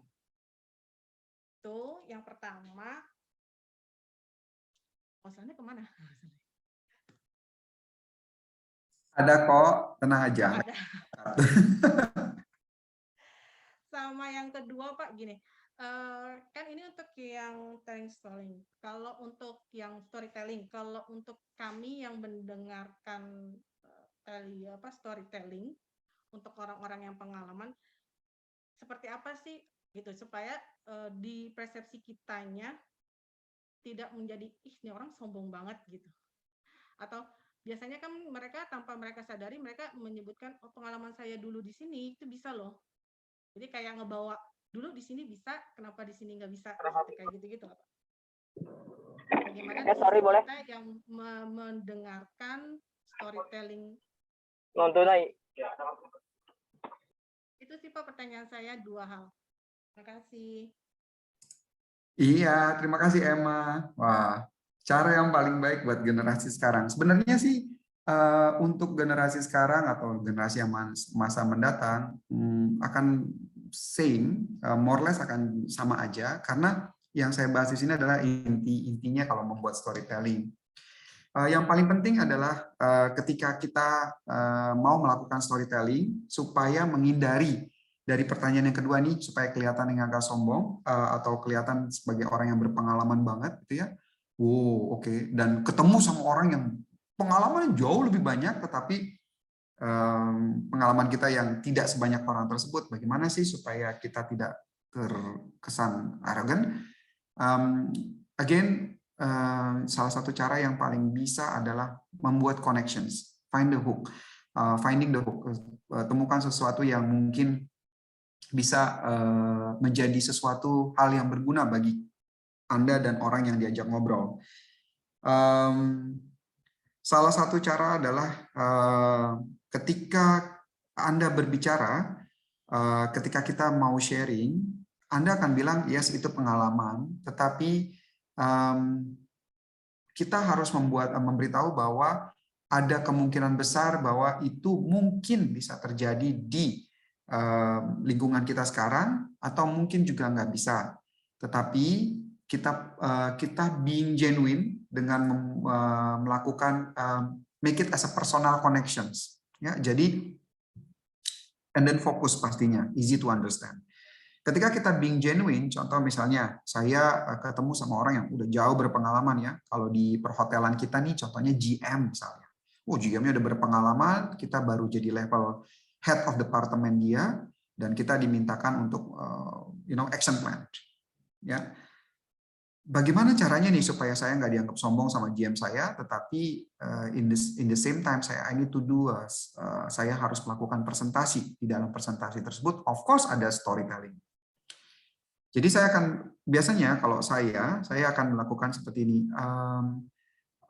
Dear all, for example, kalau saya di depan GM dan para executive committee, saya akan bilang dengan hormat,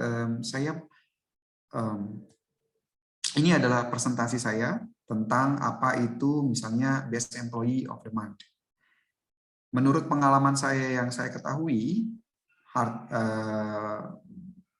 Best Employee of the Month itu harus ada yang heart of the house, maksudnya yang dari belakang, departemen yang tidak pernah ketemu tamu, non-guest contact. Dan ada juga yang front of the house, yang guest contact. Akan tetapi, ini akan jadi sangat penting kalau kita memiliki 2 hal tersebut. Tapi, of course, tentunya ini adalah pengalaman saya sewaktu saya menjadi HOD di tempat lain. Pada waktu itu, kita ada meeting seperti ini juga, dan waktu itu saya juga ditanyakan oleh general manager saya, apa yang kira-kira ide yang saya waktu itu pengen lakukan untuk menambah kualitas dari acara Best Employee of the Year, Best Employee of the Month juga. Lalu pada saat itu saya berbicara dengan leader saya, manajer saya, bos saya, GM, bahwa waktu itu penting bagi kita untuk melakukan 2 kali pemilihan karyawan terbaik di bulan tersebut dengan menggunakan konsep back of the house dan front of the house. Dan pada waktu itu, finally semuanya menyukai ide saya dan meminta saya untuk melakukan konsep lebih detail, bagaimana cara electionnya, pemilihannya, bagaimana cara menominasinya, dan saya meminta waktu itu 2 minggu dan saya create semuanya lebih detail. Nah, itu emang bisa menjadi salah satu contoh ketika kita mau berhadapan dengan orang yang mungkin menurut kita experience-nya sudah lebih jauh daripada kita. Jadi gunakan kata-kata yang sifatnya genuine, make it personal connection, ya, and then bahasa-bahasa yang mudah dimengerti dan fokus untuk bahas ceritanya tentang itu. Jadi tidak melebar kemana-mana, dan tidak tidak fokus. Jadi put it in a focus way. Dan satu lagi, make it personal connection. Jadi ini menurut saya, ini yang apa saya percayai, this is what I believe. Karena kata-kata ini ya, kalau Anda nanti googling kata-kata what I believe, what I know, what I have experienced, apa yang saya telah rasakan, apa yang saya ketahui, apa yang saya pelajari, ini powerful sebenarnya. Dan walaupun orang itu di atas kita, mungkin kita akan bisa ngerti bahwa ini penting gitu. Ya, mudah-mudahan itu bisa ngejawab. Jadi bagi orang yang mungkin pengalamannya jauh lebih banyak daripada kita, gunakan kata-kata yang ini penting buat kita, ini penting buat kita bersama. Jadi mereka akan tahu, mereka akan merasakan bahwa ini bukan hanya cerita Anda, tetapi ini based on the experience, dan mungkin nantinya bisa dipakai di tempat Anda sekarang. Ya, hope mudah-mudahan itu bisa menjawab. Baik, terima kasih Pak Oslan.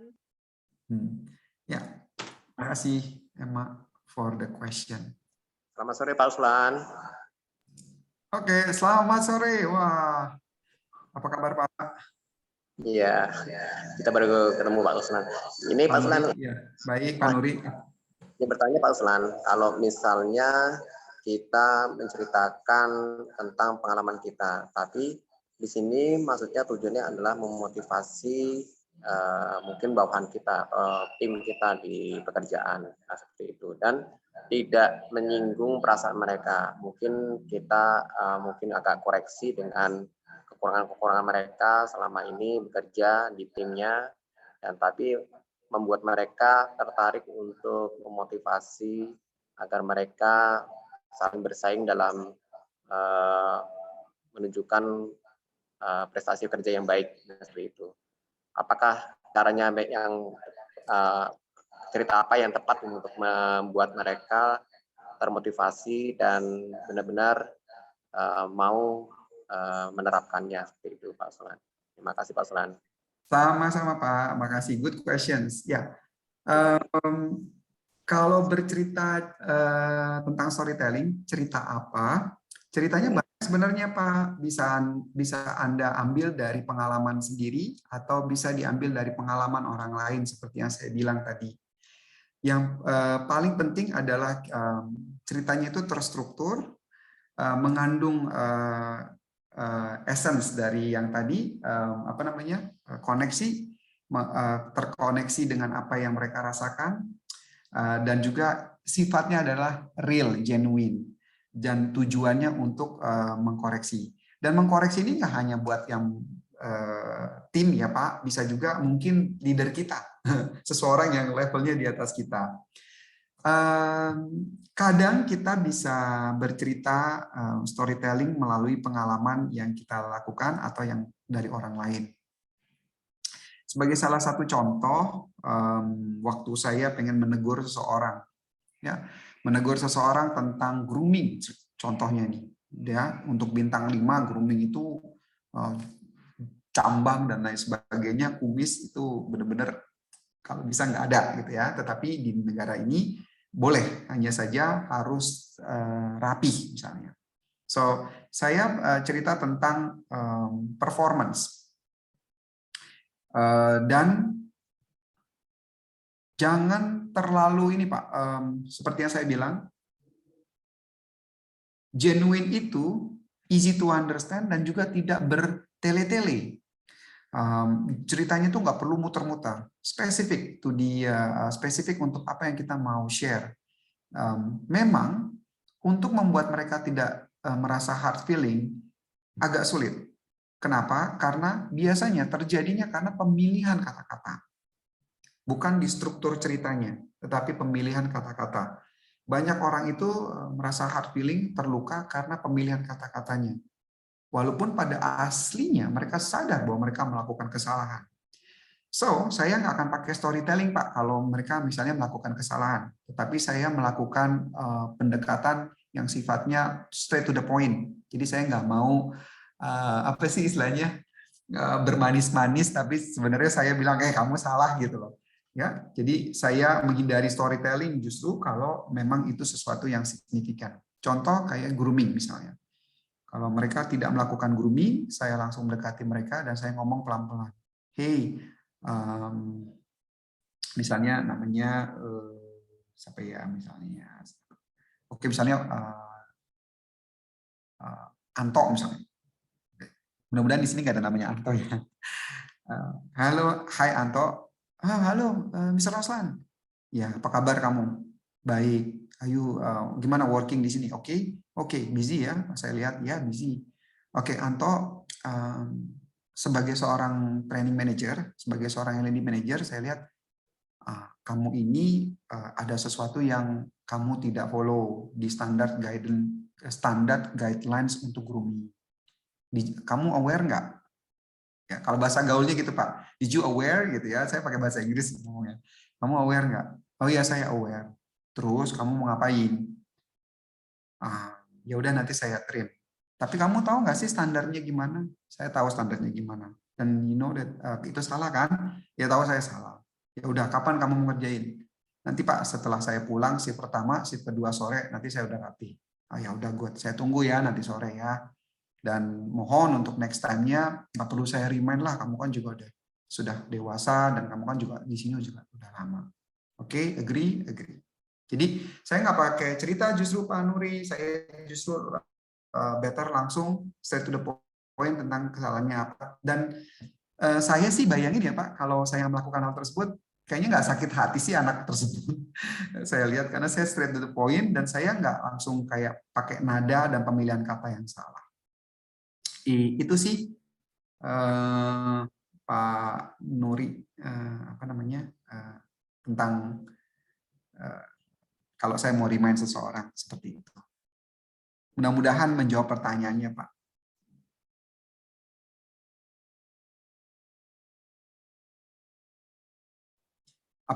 Ya, adakah yang lain? Bapak masih di mute.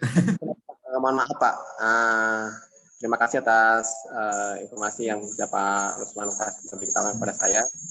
Nah, kebetulan ini Pak, saya ini kan guru dari SMK Pak. Kebetulan kami punya beberapa anak didik Pak, yang sudah kami didik dan kami sudah program training PKL di hotel ya. Dan kadang-kadang anak-anak kita ini mungkin sekarang ini mengikuti zaman ya, di mana mereka itu penampilannya lebih pengen pengen dilihat orang, misalnya pengen kelihatan lebih, nah seperti itu. Nah ini ada beberapa anak yang kadang-kadang meremehkan masalah penampilan, masalah grooming. Nah ini yang menjadi PR saya, bagaimana caranya menyadarkan mereka bahwa grooming sebagai calon SDM di dunia perhotelan itu harus diperhatikan atau tidak diabaikan oleh mereka. Bahkan saya sempat nih, terutama untuk yang siswi saya wanita, yang kadang-kadang pengen mengikuti zaman sekarang ini, ngelihat warna rambut ya Pak, yang warna rambut yang mereka pakai itu bukan warna rambut yang normal, yang warna hitam gitu, bukan Pak, tapi kadang warna pink, warna merah, segala macam. Ini yang membuat saya kadang-kadang sudah berapa kali memperingatkan atau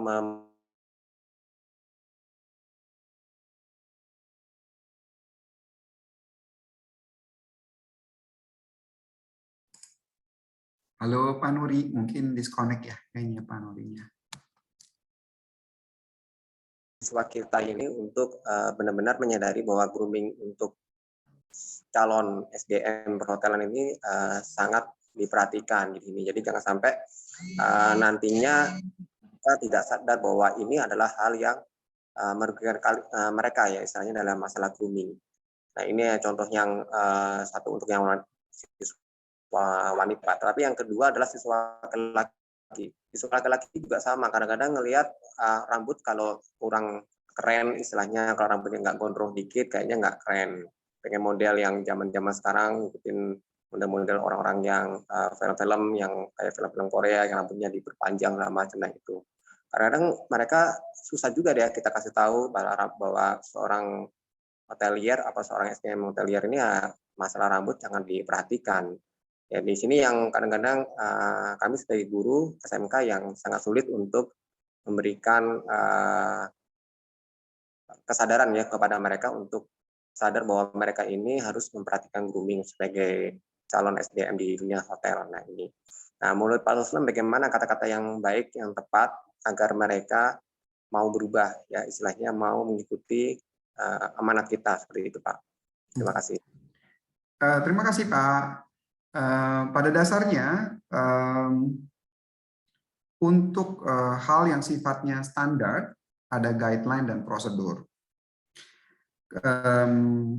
Dalam penentuan nanti pas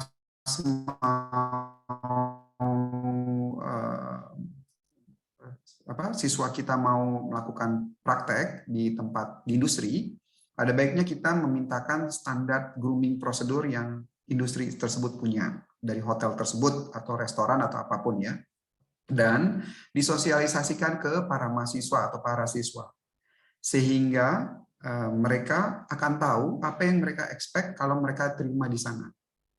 Dan yang kedua, ketika sudah di-share, mintakan komitmen dari teman-teman, dari para mahasiswa atau para siswa bahwa kalau Anda ingin bekerja di salah satu mungkin kayak grup-grup hotel terkemuka ya, kayak Accor, Marriott, Hyatt, itu mereka mempunyai standar penampilan tersendiri. Dan mereka, kalau mereka memang ingin ke sana, maka mereka harus melakukan standar yang baku, yang sesuai dengan guidelines. Dan kalau tidak bisa, tidak mampu berkomitmen untuk melakukan hal tersebut, mungkin tidak menjadi salah satu kandidat untuk ke tempat tersebut. Ya. Karena industri sekarang beda Pak. Industri itu sekarang sedang perhotelan ya terutama sedang lagi building yang baru. Jadi mereka lagi berusaha untuk menata hal-hal yang sempat sempat tidak terkejar gara-gara corona. Orang banyak yang dipulangi, banyak yang tidak dilanjut, ya. Hotel sepi dan sebagainya. Dan ketika hotel tiba-tiba rame, banyak hal-hal prosedur yang dilupakan, miss, sehingga tidak membuat hotel tersebut elegan, tidak membuat hotel tersebut sesuai dengan standar. Nah, sekarang 2022 ini adalah waktunya hotel untuk balik lagi ke hospitality industry yang sebagaimana mestinya. Jadi hal tersebut mungkin bisa di-share juga Pak Nuri ke tim, ke para siswa bahwa dunia sekarang berubah dan sekarang kita lebih banyak tamu yang sudah memakai digital, banyak tamu juga yang sudah pengen dipersonalize. Nah, bagaimana kita melakukan pelayanan prima, personalisasi kalau grooming kita aja kurang oke, ya. Jenggot mana-mana, misalnya rambutnya.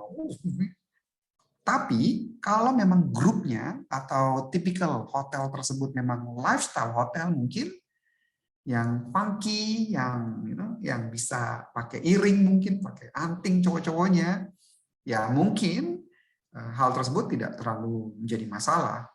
Tapi kan lifestyle brand itu punya standarnya beda-beda untuk departemennya. Walaupun misalnya nih jenis hotel yang lifestyle, dia di barnya mungkin boleh pakai rambutnya agak-agak mungkin Korean guy gitu ya, yang sekarang K-pop seperti itu mungkin. Tapi ya departemen tertentu nggak bisa. Kayak front office tetap harus yang standar baku yang sudah ada guideline-nya. Jadi Pak Nuri, mungkin kalau saya boleh sum up, mungkin kalau mau dalam pengiriman, industri tersebut mungkin dimintakan guideline-nya gimana, share it, dibagikan dengan para tim, dengan para mahasiswa, siswa, nanti mereka harus melakukan hal tersebut. Kalau mereka tidak mau, tidak bisa komit, ya mungkin nggak bisa dikirim ke hal tersebut, karena takutnya nanti malah jadi komentar yang baik, tidak baik bagi hotel, right?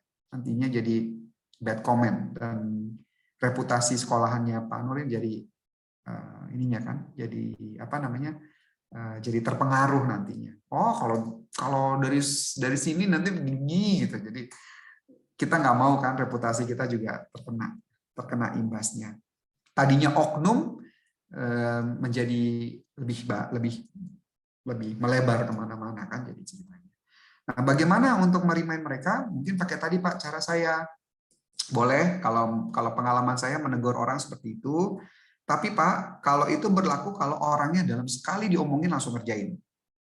Nah, bagaimana kalau orang nggak ngerjain misalnya ya? Saya biasanya menegurnya, kalau misalnya saya ketemu lagi mereka masih melakukan kayak gini, saya akan bilang, hey, kemarin saya kan udah info, kok belum dilakukan? Begini, begitu, begini, begitu, banyak alasan. Oke, ya udah nggak apa-apa. Tapi kan saya sekarang negur lagi. Iya. Kalau besok saya lihat kamu seperti ini lagi, kira-kira kamu mau gimana? Biasanya di situ Pak, mereka akan langsung berubah. Kalau nggak berubah juga, biasanya saya akan, oke, kalau kamu nggak berubah juga, kemarin kan saya udah tegur. Yuk, sekarang kita formalisasi tegurannya dalam bentuk warning misalnya. Nah, dan nanti terus dan terus. Jadi, karena menurut saya negur orang 3-4 kali itu udah terlalu banyak. Ya, jadi habis itu saya formalisasikan dengan manajer mereka, dengan leader mereka. Aku udah negur orang ini 4 kali ya. Sudah 4 kali kita discuss dan orang ini masih belum berubah juga. Ya udah, silakan tanda tangan surat peringatan pertama, dan nanti kalau dalam 6 bulan tidak ada perubahan, ya kita akan lanjut kedua dan ketiga. Tapi kalau ke student kan nggak bisa seperti itu ya Pak, tapi maybe we can do something yang sesuai dengan standar kebijaksanaan yang berlaku di sekolahannya Pak Nuri. Gitu. Iya Pak, jadi itu. Iya Pak, jadi Pak Arsul, terima kasih. Jadi memang ini sih kebetulan kan anak-anak kami ini kan kebetulan mau mengikuti ujian Pak, mengikuti ujian untuk uji kompetensi kejuruan ya, di mana mereka ini harus memperhatikan penampilan atau grooming adalah faktor dari penilaian kami ya untuk siswa-siswa kami. Nah ini yang kami sudah berikan ketegasan kepada mereka bahwa kalau mereka tidak mengikuti aturan yang kami buat atau kami berikan kepada mereka, ya kami tidak mengikut sertakan mereka. Ya mudah-mudahan sih dengan cara ini ya saya bisa terapkan ke mereka agar mereka juga menyadari bahwa mereka harus memperhatikan masalah grooming. Apakah cara itu tepat Pak? Menurut Pak? Itu sebenarnya udah bagus Pak, tapi kita akan tambah dengan sedikit yang kayak saya bilang tadi, storytelling. Jadi Anda bisa cerita dengan, oke, rekan mahasiswa atau rekan siswa, saya tahu standar guideline kita untuk kita akan ada uji kompetensi, dan uji kompetensi tersebut memang salah satu standarnya adalah grooming. Ya, di luar daripada itu, kenapa saya share grooming ini penting buat teman-teman? Penting buat Anda sebagai siswa adalah bahwa industri sekarang adalah menuntut orang yang berpenampilan prima, menuntut orang yang punya kompetensi, menuntut orang yang mempunyai keahlian, dan di luar keahlian tersebut ada satu lagi sifat yang diminta oleh para industri adalah attitude. Nah, boleh nggak sih kalian para siswa bayangkan kalau Anda uji kompetensinya, Anda bagus di keahlian, Anda bagus di skill ya, kemampuan di skill misalnya, tetapi Anda fail di grooming, performance, penampilan, appearance. Bukankah itu akan mengecewakan Anda? Seperti itu. Jadi bisa juga dibawain sedikit storytelling Pak, seperti itu, dengan menambah mungkin sekarang dunia udah berubah, hospitality people lebih banyak kompetensi yang dicari seperti itu. Jadi mungkin bisa dibawa ke sana untuk ngobrolnya Pak Nuri.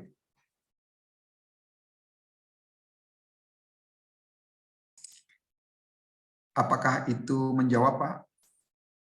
Oke, makasih Pak. Jadi nanti bisa kita terapkan di dunia pendidikan seperti ini Pak. Bisa. Terima kasih Pak Nuri. Pak, terima kasih juga. Bapak, baik, karena waktu sudah mulai sore, kita akan masuk ke penghujung acara. Saya ingin menginformasikan kembali bahwa link absen sudah tersedia di room chat. Silakan untuk diisi.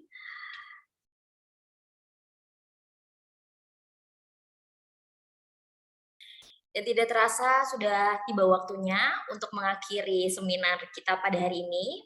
Semoga ilmu dan sharing-sharingnya bisa bermanfaat bagi kita semua. Sebelum menutup acara, izinkan saya untuk mendokumentasikan sedikit tentang kegiatan kita pada hari ini. Mohon Bapak Ibu bisa menyalakan kameranya sejenak, lalu pada hitungan ketiga, Ibu Dila bisa bantu saya untuk mendokumentasikan foto layarnya. Dalam hitungan 3, 2, 1. Baik, terima kasih banyak kepada narasumber serta peserta yang telah mengikuti seminar online hingga akhir ini. Saya mewakili panitia yang bertugas menyampaikan mohon maaf atas salah kata dan perbuatan. Akhir kata, terima kasih, salam sejahtera, wassalamualaikum warahmatullahi wabarakatuh. Sehat-sehat semua ya. Waalaikumsalam warahmatullahi wabarakatuh. Terima kasih semua. Terima kasih Pak Oslan. Terima kasih Pak Oslan. See you. Dan bagi kalian yang membutuhkan e-sertifikat, kalian Thank you dapat Pak Oslan. Halo Saidian, bagaimana mentoring hari ini? Pasti kalian mendapatkan banyak pengetahuan baru yang bisa menjadi bekal untuk kalian terjun ke industri. Bagi kalian yang ketinggalan mentoring hari ini, tidak perlu khawatir. Kalian bisa menonton ulang mentoring class dan dapat mengunduh materinya di platform Elsa atau e-learning Sahid. Dan bagi kalian yang membutuhkan e-sertifikat, kalian dapat mengerjakan soal latihan dan soal ujian di platform yang sama. Caranya mudah loh, kalian bisa langsung buka website Politeknik Sahid di www.politekniksahid.ac.id. Lalu masuk ke menu sistem. Setelah itu, klik e-learning. Kalian dapat login menggunakan akun dan password yang telah dikirimkan ke alamat email atau nomor telepon yang terdaftar. Setelah berhasil login, kalian akan melihat beberapa courses yang dapat diakses untuk latihan mandiri. Mulai dari live recording mentoring class, materi digital, kontenologi, latihan soal, dan tentunya soal assessment untuk mendapatkan e-sertifikat. Platform ini dapat diakses setiap hari Sabtu dan Minggu. Oke Saidian, sampai bertemu di kelas mentoring berikutnya. Selalu kreatif, inovatif, dan kekinian ya.